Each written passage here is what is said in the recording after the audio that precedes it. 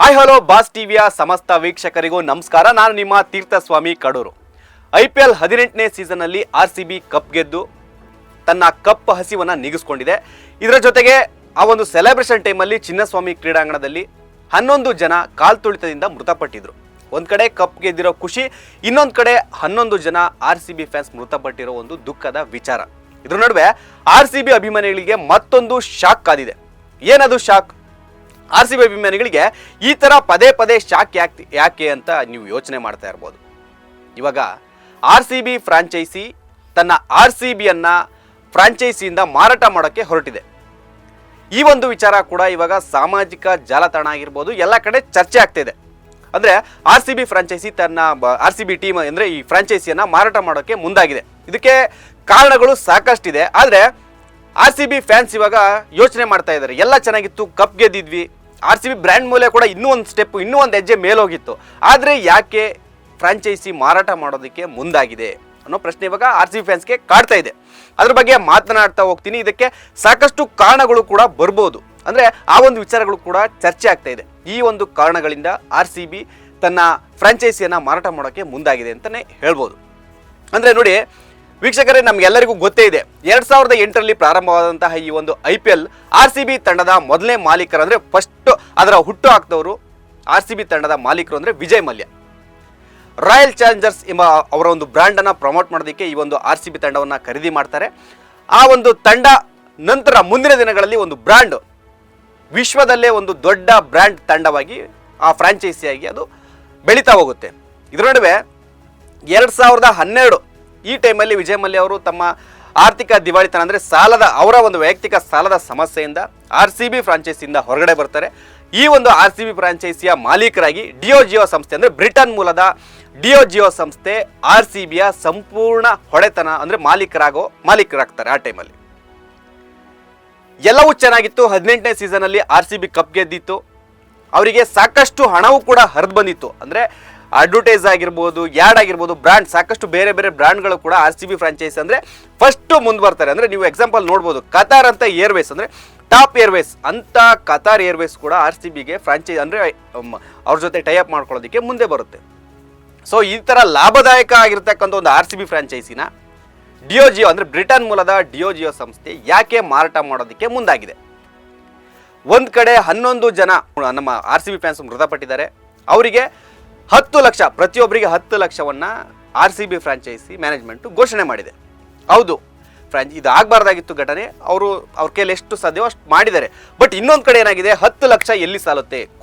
ಸಾವಿರಾರು ಕೋಟಿಯನ್ನು ಲಾಭವನ್ನು ತಗೊಳ್ಳೋ RCB ಫ್ರಾಂಚೈಸಿ ಒಂದು 50 ಲಕ್ಷ ಇಲ್ಲ 1 ಕೋಟಿನಾದರೂ ಕೊಡ್ಬೋದಾಗಿತ್ತು. ಅವ್ರಿಗೆ ಯಾವ ಲೆಕ್ಕನೂ ಅಲ್ಲ, 10 ಲಕ್ಷ ಕೊಟ್ಟಿದ್ದಾರೆ ಅನ್ನೋ ವಾದ ಒಂದು ಕಡೆ ಬರ್ತಾ ಇದೆ. ಇದರ ನಡುವೆ ನಾವು ಫ್ರಾಂಚೈಸಿ ಏನಕ್ಕೆ ಮಾರಾಟ ಮಾಡೋದಕ್ಕೆ ಮುಂದಾಗಿದೆ ಅನ್ನೋದ್ರ ಬಗ್ಗೆ ನೋಡೋದಾದರೆ, ಒಂದು ಕಡೆ BCCI ಅಂದರೆ BCCI ಆಯೋಜನೆ ಮಾಡ್ತಕ್ಕಂತಹ ಯಾವುದೇ ಕ್ರೀಡಾ ಟೂರ್ನಿಮೆಂಟ್ ಆಗಿರ್ಬೋದು, ಯಾವುದೇ ಒಂದು ಕ್ರೀಡಾ ಸರಣಿಗಳ ಅದರಲ್ಲಿ ತಂಬಾಕು ಅಥವಾ ಮದ್ಯಪಾನ, ಗುಟ್ಕಾ ಈ ಸಂಬಂಧಿತ ಜಾಹೀರಾತುಗಳನ್ನು ಅಥವಾ ಆ ಒಂದು ಬ್ರ್ಯಾಂಡ್ಗಳನ್ನು ಪ್ರಮೋಟ್ ಮಾಡಬಾರ್ದು ಅನ್ನೋ ರೂಲ್ಸು ತರಬೇಕು ಅನ್ನೋದ್ರ ರೀತಿ ಇವಾಗ ಒತ್ತಡ ಬರ್ತಾ ಇದೆಯಂತೆ. ಅಂದರೆ BCCI ಆಯೋಜನೆ ಮಾಡೋ ಯಾವುದೇ ಕ್ರೀಡಾ ಸಂಬಂಧಿತ ಲೈಕ್ ಟೂರ್ನಿಗಳಾಗಿರ್ಬೋದು, ಅದಕ್ಕೆ ಮದ್ಯ, ತಂಬಾಕು, ಗುಡ್ಕಾ ಈ ಥರ ಬ್ರ್ಯಾಂಡ್ಗಳನ್ನು, ಈ ಥರ ಫ್ರಾಂಚೈಸಿಗಳನ್ನು ಪ್ರಮೋಟ್ ಮಾಡಬಾರ್ದು, ಅದರಿಂದ ಹೊರಗೆ ಬರಬೇಕು ಅನ್ನೋ ಒಂದು ಮನವಿಯನ್ನು, ಒಂದು ರೂಲ್ಸನ್ನು ತರಬೇಕು ಅನ್ನೋ ಕೂಡ ವಿಚಾರ ಇವಾಗ BCCI ಮುಂದೆ ಇದೆ. ಕೇಂದ್ರ ಸರ್ಕಾರ ಕೂಡ ಇದ್ರ ಬಗ್ಗೆ ಚಿಂತನೆ ನಡೆಸ್ತಾ ಇದೆ. ಅಂದರೆ ಅಧಿಕೃತವಾಗಿ ಇದು ಯಾವುದು ಬಂದಿಲ್ಲ, ಬಟ್ ಆ ಥರ ಮಾಡಬೇಕು ಅನ್ನೋ ಒತ್ತಡ ಅಥವಾ ಅದರೊಂದು ಮನವಿ ಆಗಿರ್ಬೋದು, ಆ ಒಂದು ರೂಲ್ಸನ್ನು ತರಬೇಕು ಅನ್ನೋ ಒಂದು ಕಾನ್ಸೆಪ್ಟು ಇದೆ. ಸೊ ಈ ಒಂದು ದೃಷ್ಟಿಯಲ್ಲಿ RCB ಮ್ಯಾನೇಜ್ಮೆಂಟ್ ಯೋಚನೆ ಮಾಡಿರ್ಬೋದು. ಅಂದರೆ ಯುನೈಟೆಡ್ ಬ್ರೇವಿಸ್ ಅಂದರೆ ನಮ್ಮದು ಮದ್ಯ, ನಮ್ಮದು ಡ್ರಿಂಕ್ಸ್ ರಿಲೇಟೆಡ್, ಅಂದರೆ ನಮ್ಮದು ಬೇಸಿಕಲಿ ನಮ್ಮದು ಮದ್ಯ ರಿಲೇಟೆಡ್ ಕಂಪನಿ, ನಾವು ಪ್ರಮೋಟ್ ಮಾಡಬೇಕು, ಅದನ್ನೇ ಮಾಡಬಾರ್ದು. ಅಂದರೆ ನಮಗೆ RCB ಫ್ರಾಂಚೈಸಿ ಇದ್ದು ಏನು ಪ್ರಯೋಜನ, RCBಗೆ ನಾವು ಹೂಡಿಕೆ ಮಾಡಿ ಏನು ಪ್ರಯೋಜನ ಅನ್ನೋ ದೃಷ್ಟಿಕೋನದಲ್ಲಿ RCB ಫ್ರಾಂಚೈಸಿ ಅವರು ಮಾರಾಟ ಮಾಡೋದಕ್ಕೆ ಮುಂದಾಗಿದ್ದಾರೆ ಅನ್ನೋ ಒಂದು ಕಡೆ ಈ ಒಂದು ವಿಚಾರ ಕೂಡ ಬರ್ತಾ ಇದೆ. ಹೌದು, ಅವ್ರದ್ದೊಂದು ಬ್ರ್ಯಾಂಡ್ ಇದೆ, ಅವ್ರದ್ದು ಮದ್ಯ ಬ್ರ್ಯಾಂಡ್, ಹೌದು ಮುಂಚೆಯಿಂದನೂ ಬಂದಿತ್ತು, ಇವಾಗ ಅದನ್ನೇ ಕಂಟಿನ್ಯೂ ಮಾಡ್ತಾ ಹೋಗ್ತಾ ಇದ್ದಾರೆ. ಸೊ ಇವಾಗ ಏನಾದ್ರು ರೂಲ್ಸ್ ಬಂತಂದರೆ, BCCI ಏನಾದ್ರು ರೂಲ್ಸ್ ತಂದರು, ಮದ್ಯ ಆಗಿರ್ಬೋದು, ಗುಟ್ಕಾ, ತಂಬಾಕು ಈ ಥರ ಬ್ರ್ಯಾಂಡ್ಗಳನ್ನು ಫ್ರಾಂಚೈಸಿಗಳು ಯಾವುದು ಪ್ರಮೋಟ್ ಮಾಡಬಾರ್ದು ಅಂತ ಬಂದರೆ RCBಗೆ ಹೊಡೆತ ಬೀಳುತ್ತೆ. ಯಾಕೆ ಅಂತಂದರೆ ಅವ್ರದ್ದು ಮದ್ಯ ಮೇಯ್ನ್ ಅಂದರೆ ಎಣ್ಣೆ ಡ್ರಿಂಕ್ಸ್ ಅವ್ರದ್ದು ಮೇಯ್ನ್ ಕಂಪನಿ, ಅವ್ರದ್ದು ಬ್ರ್ಯಾಂಡ್ ಪ್ರಮೋಟ್ ಮಾಡಬೇಕು. ಸೊ ಇದು ಕೂಡ RCB ಫ್ರಾಂಚೈಸಿ ಅವರಿಗೆ ಹೊಡೆತ ಆಗಿರುತ್ತೆ. ಇನ್ನೊಂದು ವಿಚಾರ ಏನಂತಂದರೆ, ಇವಾಗ ಏನಾಯಿತು ಕಾಲ್ ತುಳಿತ, ಈ ಒಂದು ಕಾಲ್ ತುಳಿತದಿಂದ ಸಾಕಷ್ಟು ನೀವು ಅಬ್ಸರ್ವ್ ಮಾಡಿರ್ಬೋದು. ಒಂದು ಕಡೆ ಫ್ರಾಂಚೈಸಿ, ಒಂದು ಕಡೆ KSCA ಚಿನ್ನಸ್ವಾಮಿ ಸ್ಟೇಡಿಯಂ ಮ್ಯಾನೇಜ್ಮೆಂಟ್, ಒಂದು ಕಡೆ ಗೌರ್ಮೆಂಟ್, ಒಂದು ಕಡೆ ಪೊಲೀಸ್, ಒಂದು ಕಡೆ ಫ್ಯಾನ್ಸ್, ಎಲ್ಲ ಒಂದು ರೀತಿ ಒಂದು ಮಿಕ್ಸಪ್ ಆಗಿ ಇದು ನೀವು ತಪ್ಪು ಮಾಡಿರೋದು, ಇದು ನಾವು ತಪ್ಪು ಮಾಡಿರೋದು ಅಂತ ಒಂದು ಚರ್ಚೆ ಶುರುವಾಗಿದೆ. ಇದರ ನಡುವೆ ಗೌರ್ಮೆಂಟ್ ಏನು ಮಾಡಿದೆ, RCB ಮ್ಯಾನೇಜ್ಮೆಂಟ್ ಮೇಲೆ ಎತ್ತಾಕ್ಬಿಟ್ಟಿದೆ. ಇದಕ್ಕೆಲ್ಲ ಕಾಲ್ ತುಳಿತಕ್ಕೆ RCB ಮ್ಯಾನೇಜ್ಮೆಂಟೇ ಕಾರಣ, ಅವರೇ ಇದು ಮೆರವಣಿಗೆ ಮಾಡಬೇಕು, ಇದು ಮಾಡಬೇಕು ಅಂತ ನಮಗೆ ಇನ್ಫಾರ್ಮ್ ಮಾಡಿದ್ರು ಆ ಥರ ಅಂತ. ಬಟ್ ಆ ಮ್ಯಾನೇಜ್ಮೆಂಟ್ ಏನು ಹೇಳ್ತಿದೆ, ನಮಗೂ ಅದಕ್ಕೂ ಸಂಬಂಧ ಇಲ್ಲ. ಚಿನ್ನಸ್ವಾಮಿ ಸ್ಟೇಡಿಯಂ ಒಳಗಡೆ ನಾವು ಒಂದು ಸಭೆ ಅಂದರೆ ಒಂದು ಫಂಕ್ಷನ್ ಮಾಡ್ತಾ ಇದ್ವಿ, ಅದೇ ನಮ್ಮ ಪ್ಲ್ಯಾನ್ ಆಗಿತ್ತು.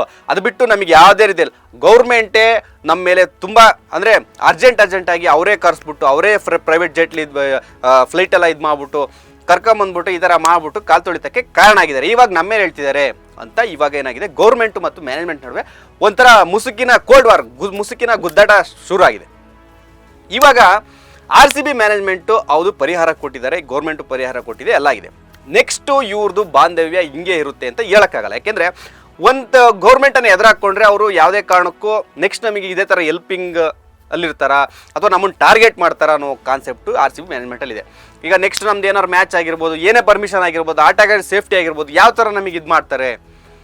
ಗೌರ್ಮೆಂಟ್ ಎದುರಾಕೊಂಡು ನಾವು ಇಲ್ಲಿ ಮ್ಯಾಚ್ ಮಾಡ್ತೀವಿ ಅಥವಾ ಇನ್ನೊಂದೇನೇ ಮಾಡ್ತೀವಿ ಅಂತಂದು ತುಂಬ ಕಷ್ಟ ಆಗುತ್ತೆ. ಅದ್ರ ಬದಲು ನಾವು ಫ್ರಾಂಚೈಸಿನೇ ಮಾರ್ಬಿಡೋಣ, ಬೇಡ ಇವ್ರ ಸವಾಸನೆ ಬೇಡ ಅನ್ನೋ ಆಲೋಚನೆಯಲ್ಲಿ RCB ಮ್ಯಾನೇಜ್ಮೆಂಟ್ ಇದೆ ಅನ್ನೋ ಈ ಒಂದು ವಾದ ಕೂಡ, ಈ ಒಂದು ವಿಚಾರ ಕೂಡ ಚರ್ಚೆ ಆಗ್ತಾ ಇದೆ.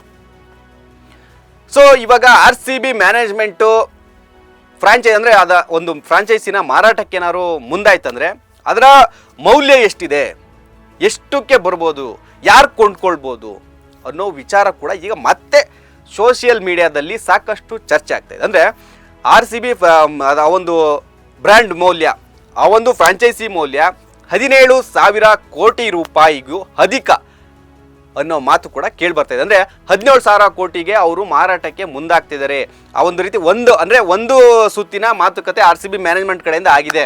Britain based Diageo company, UB spirits ಅಂದರೆ ಮದ್ಯ ಬೇಸ್ಡ್ ಕಂಪ್ನಿ ಅದು.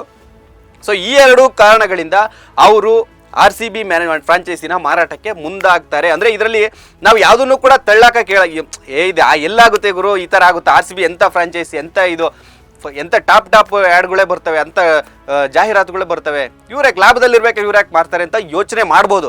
ಆದರೆ ಈ ಎಲ್ಲ ಒತ್ತಡಗಳು, ಈ ಎಲ್ಲ ರೂಲ್ಸ್ಗಳನ್ನ ಇಟ್ಕೊಂಡು RCB ಮ್ಯಾನೇಜ್ಮೆಂಟು ತಮ್ಮ ಒಂದು ಬ್ರ್ಯಾಂಡನ್ನು ಪ್ರಮೋಟ್ ಮಾಡ್ಕೊಂಡು ಮಾಡೋದು ಕಷ್ಟ. ಈ ಒಂದು ಮುಂದಾಲೋಚನೆಯನ್ನು ಅವ್ರು ಹಿಡ್ಕೊಂಡು ಮಾರಾಟಕ್ಕೆ ಮುಂದಾಗಿದ್ದಾರೆ. ಮಾರಾಟ ಮಾಡಿದ್ರೂ ಕೂಡ ಯಾವುದೇ ಆಶ್ಚರ್ಯ ಇಲ್ಲ. ಫ್ಯಾನ್ಸ್ ನೋಡಿ, ಹೌದು ಯಾರೇ ಇದೆಲ್ಲ ಬಿಸ್ನೆಸ್ ಮೈಂಡ್ ರೀ, ಇದೆಲ್ಲ ಬಿಸ್ನೆಸ್ ಮೈಂಡು. ನೀವು ಈಗ RCB ಬೇರೆಯವ್ರಿಗೆ, ಈಗ ವಿಜಯ್ ಮಲ್ಯ ಅವರು ಇದ್ದಾಗಲೂ RCB ಸಪೋರ್ಟ್ ಮಾಡಿದ್ದೀರಾ, ವಿಜಯ್ ಮಲ್ಯದಿಂದ ಇವ್ರಿಗೆ Diageo ಕಂಪ್ನಿಗೆ ಬಂದಾಗಲೂ ಸಪೋರ್ಟ್ ಮಾಡಿದ್ದಾರೆ ಅಷ್ಟೇ. ಇನ್ನೊಬ್ರು ಯಾರು ತಗೊಂಡ್ರು ಅವ್ರಿಗೂ ಸಪೋರ್ಟ್ ಮಾಡ್ತಾರೆ RCB ಫ್ಯಾನ್ಸ್ ಅಷ್ಟೇ. ಅದರಲ್ಲಿ ಏನಿಲ್ಲ, ಅವ್ರವ್ರದ್ದು ಬಿಸ್ನೆಸ್ ದೃಷ್ಟಿ ನೋಡ್ಕೊಂಡು ಅವ್ರು ಇದು ಮಾಡ್ತಾರೆ. ಬಟ್ ಸದ್ಯದ ಮಾಹಿತಿ ಪ್ರಕಾರ ಈ ಒಂದು ಮಾತುಕತೆ ನಡೀತಾ ಇರೋದು ನಿಜ ಅನ್ನೋ ರೀತಿ ಸುದ್ದಿ ಹರಡ್ತಾ ಇದೆ. ಸೊ ನೋಡಬೇಕು ಮುಂದಿನ ದಿನಗಳಲ್ಲಿ RCB ಮ್ಯಾನೇಜ್ಮೆಂಟು ಆ ಒಂದು ಫ್ರಾಂಚೈಸಿನ ಯಾವ ಥರ ಇದನ್ನೆಲ್ಲ ಒಪ್ಕೊಂಡು ಕಂಟಿನ್ಯೂ ಆಗುತ್ತಾ, ಇಲ್ಲ ಮಾರಾಟಕ್ಕೆ ಮುಂದಾಗ್ತಾರ, ಅಥವಾ ಮಾರಿದ್ರೆ ಯಾರು ತಗೋಬೋದು. RCB ಫ್ರಾಂಚೈಸಿ ತಗೊಳ್ಳೋಕ್ಕೆ ಸಾಕಷ್ಟು 17,000 ಕೋಟಿ ಇಟ್ಟರು ಕೂಡ ಅದು ಬ್ರ್ಯಾಂಡ್ ಒಂದು ಕ್ರಿಯೇಟ್ ಆಗಿದೆ ಆ ಥರ. ಸೊ ಇದು ಯಾರು ತಗೊಳ್ಳಲ್ಲ, ಅಥವಾ ಎಷ್ಟು ದುಡ್ಡು ಯಾಕೆ ಕೊಟ್ಟು ಯಾರು ತಗೊಳ್ತಾರೆ ಅನ್ನೋ ಥರ ಯೋಚನೆ ಮಾಡೋಂಗಿಲ್ಲ. ಸಾಕಷ್ಟು ಜನ ಮುಂದೆ ಬರ್ತಾರೆ. ನೋಡೋಣ ಮುಂದಿನ ದಿನಗಳಲ್ಲಿ ಈ ಯಾವ ಥರ ಹೋಗುತ್ತೆ, ಏನಾಗುತ್ತೆ, ಮಾರ್ತಾರ ಇಲ್ವ ಅನ್ನೋದನ್ನು ಕಾದು ನೋಡೋಣ. ಸೊ ನೋಡಿದ್ರಲ್ಲ, ಇದಿಷ್ಟು ಕ್ರೀಡಾ ಸಂಬಂಧಿತ ವಿಚಾರ. ಮುಂದಿನ ವಿಡಿಯೋದಲ್ಲಿ ಮತ್ತಷ್ಟು ಕ್ರೀಡಾ ಸಂಬಂಧಿತ ವಿಚಾರಗಳ ಜೊತೆ ಬಂದೇ ಬರ್ತೀನಿ. ಅಲ್ಲಿವರೆಗೂ ನಮಸ್ಕಾರ. ಲೇಟೆಸ್ಟ್ ಹಾಗೂ ಇಂಟ್ರೆಸ್ಟಿಂಗ್ ಸುದ್ದಿಗಳಿಗಾಗಿ ಬಾಸ್ ಟಿವಿ ಕನ್ನಡ ಚಾನೆಲ್ನ ಸಬ್ಸ್ಕ್ರೈಬ್ ಮಾಡಿ. ಹಾಗೆಯೇ ಬೆಲ್ ಐಕಾನ್ ಪ್ರೆಸ್ ಮಾಡಿ. ಇದರ ಜೊತೆಗೆ ಫೇಸ್ಬುಕ್, ಇನ್ಸ್ಟಾಗ್ರಾಮ್, ಎಕ್ಸ್ನಲ್ಲೂ ಮಿಸ್ ಮಾಡದೆ ಫಾಲೋ ಮಾಡಿ.